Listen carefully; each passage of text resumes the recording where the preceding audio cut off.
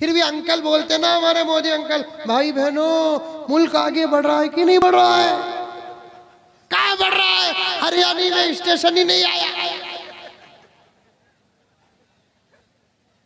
ये तो बहुत बड़ा करम है आपका, हिफाजत की जिम्मेदारी आपने ले ली, हमारे ऊपर नहीं दी। लेकिन हमारी तरफ से एक छोटा सा सवाल है, इलाहल आलमीन, आप इसकी हिफाजत कैसे करेंगे? क्या हमारे दुनिया से पर्दा करने के बाद, गौर से सुनना, बहुत बड़ी रिवायत और बहुत बड़ा पॉइंट बता रहा हूँ। अल्लाह के नबी ने अल्लाह से पूछा, ए अल्लाह, आप इसकी हिफाजत कैसे और कहाँ करेंगे? हमारे दुनिया से पर्दा करने के बाद क्या आप इस कुरान को आसमानों में रखेंगे पढ़ने के लिए मेरी उम्मत आसमान को जाना पड़े? क्या हमारे बाद आप इस कुरान को समंदर की गहराई में रखेंगे, मेरी उम्मत पढ़ने के लिए समंदर को जाना है? क्या आप हमारे बाद हमारे इस कलाम को, आपके कुरान को पहाड़ों के अंदर हिफाजत करके रखेंगे? अल्लाह ने मेरे नबी के इन बेशुमार सवालात का जवाब क्या प्यारा देते हैं। देखो, अल्लाह फरमाते हैं, ऐ मोहम्मद सल्लल्लाहु अलैहि वसल्लम, आपके बाद ये कुरान जमीन में रहेगा, आपकी उम्मत पढ़ेगी, नमाज में पढ़ेगी, नमाज के बाहर पढ़ेगी, रात में पढ़ेगी, दिन में पढ़ेगी, जलसे में पढ़ेगी, जुलूसों में पढ़ेगी, खुशी में पढ़ेगी, गम में पढ़ेगी। हम कलाम को दुनिया में रखेंगे, आसमान में नहीं रखेंगे, समंदर में नहीं रखेंगे, फरिश्तों के हवाले नहीं करेंगे, पहाड़ों को खोदकर, पहाड़ों को फाड़कर, पहाड़ों को तोड़कर इसकी हिफाजत का इंतजाम नहीं करेंगे। ऐ मोहम्मद सल्लल्लाहु अलैहि वसल्लम, हम इसकी हिफाजत आपकी उम्मत के मासूम बच्चों के सीने में करेंगे।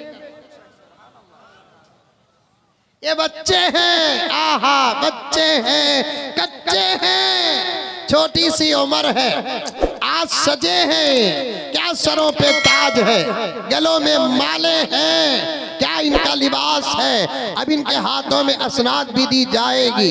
इनके सीने क्या है मालूम? इनके सीने क्या है मालूम? अल्लाहु अकबर।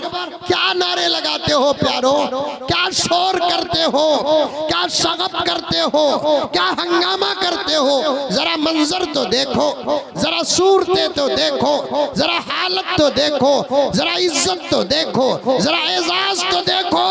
इनसे बड़े नीचे बैठे हैं, ये ऊपर बैठे हैं, इनसे बड़े नीचे बैठे हैं, ये ऊपर बैठे हैं। ये इज्जत किसके बदले में मिली? ये शान किसके बदले में मिली? ये एजाज किसके बदले में मिला? आज इनका सीना रब्बे काबा की कसम कुरान का बॉक्स बन गया, आज इनका सीना कुरान का डब्बा बन गया। मैं तो खुले आम कहता हूँ, मेरी बात समझ जाए तो समझ जाओ, मैं हुकूमत से भी कहता हूँ, दुश्मनों तक इस बात को पहुँचाता हूँ। अरे तुम क्या कुरान को मिटाओगे? तुम क्या कुरान को बदलोगे? अगर है तो ताकत इन बच्चों के सीनों से निकाल कर देखो। मेरे मोबाइल का डेटा आप हैक कर सकते हैं, आपके मोबाइल का डेटा मैं हैक कर सकता हूँ। मोबाइल मालूम आपको? मोबाइल मालूम? अरे मोबाइल मालूम? आपके सूरतें तो बड़ी शरीफ नजर आ रही हैं, आपको तो मोबाइल नहीं मालूम होना था।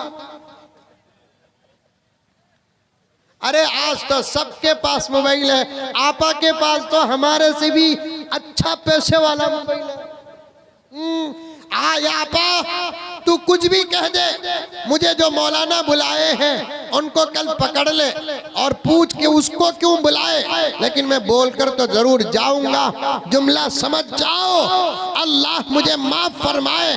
तू मेरी अम्मा है, तू मेरी बहन है, तू मेरी आपा है, तू मेरी बेटी है, तू मेरी भांजी है, तू मेरी भतीजी है। मेरा तेरा रिश्ता ईमान का है। सबसे बड़ी बात तो ये है, तू इस्लाम की बेटी है, तू आयशा की बेटी है, तू खतीजा की बेटी है, तू फातिमा की बेटी है, तू राबिया की बेटी है, इज्जत की तू तस्वीर है, इस्मत की तू तस्वीर है, लेकिन जुमला तुझे बर्दाश्त नहीं होगा। सुन ले मेरी आपा, आज के इस फितने वाले दौर में जिस औरत के हाथ में, जिस लड़की के हाथ में मोबाइल होता है, समझो कि उसकी इज्जत और आबरू की बैटरी डाउन होती है।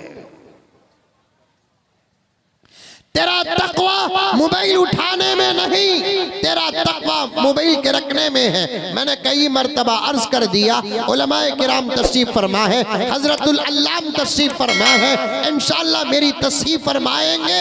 आपा तेरा तकवा रातों की तहज्जुद आज के जमाने में नहीं, तेरे तकवे की सनद तुझे 5 वक्त की नमाज पाबंदी से पढ़ने पर मिलेगी नहीं। लेकिन सुन ले, जिस औरत, जिस लड़की का हाथ मोबाइल से पाक होता है, कम से कम वो औरत, वो लड़की अपने खानदान की राबिया बसरिया होती है।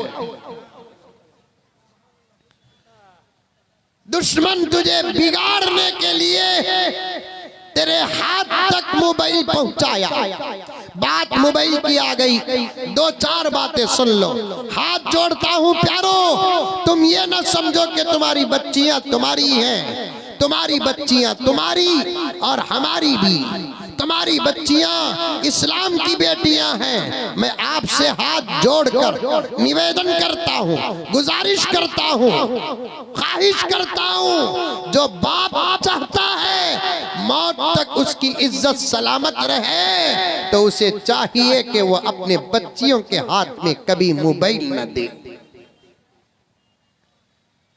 अपनी बच्चियों के हाथ में मोबाइल न दे। आज से 500 साल पहले, 1000 साल पहले औरतों के हाथ में जमाना कलम बर्दाश्त नहीं करता था।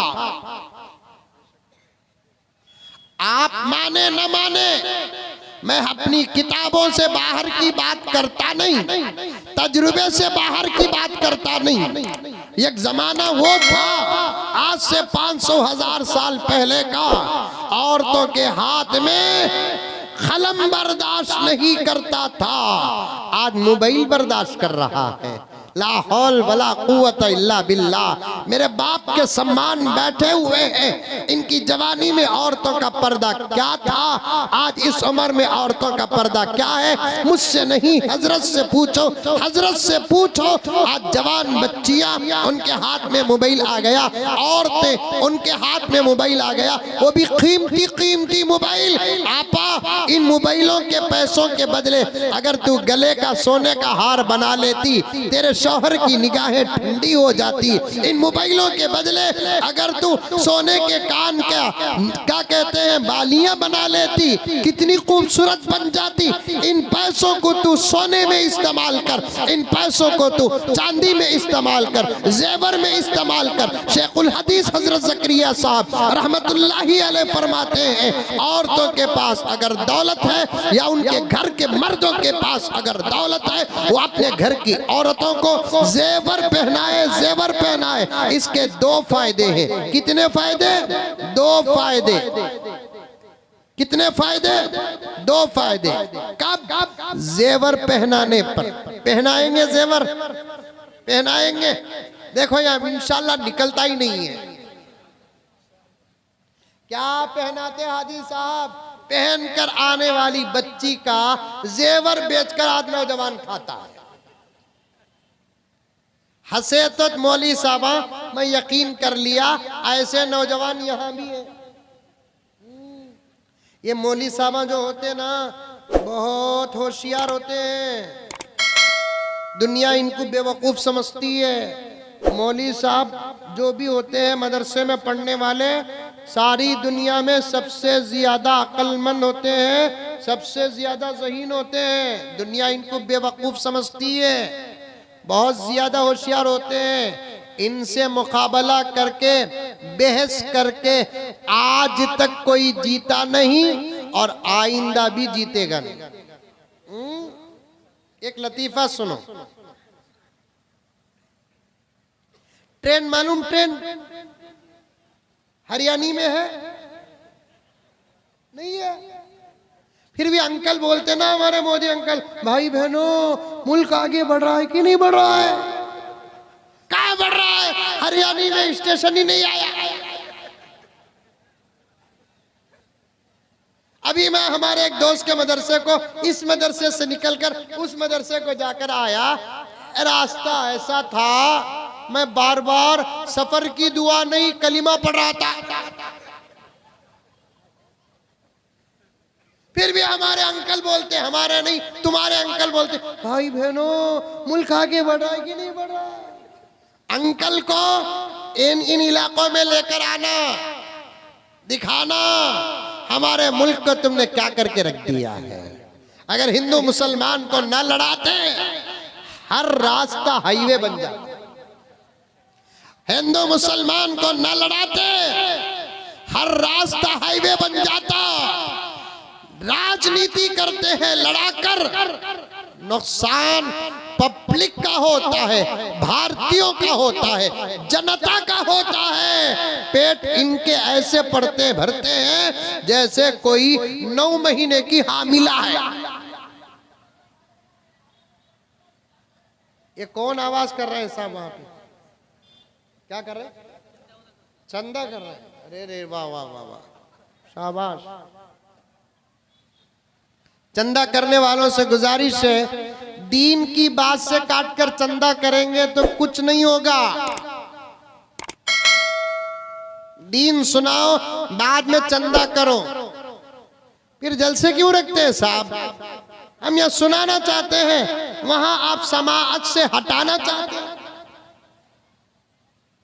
तौबा तौबा। आइंदा बंगाल को याद करूंगा तो अस्तगफिरुल्लाह पढ़ूंगा। खैर, नाराज नहीं, हमारा काम ही इस्लाह करना है। कभी फिर मैं आऊंगा, ऐसा नहीं कि नाराज हो रहा हूं।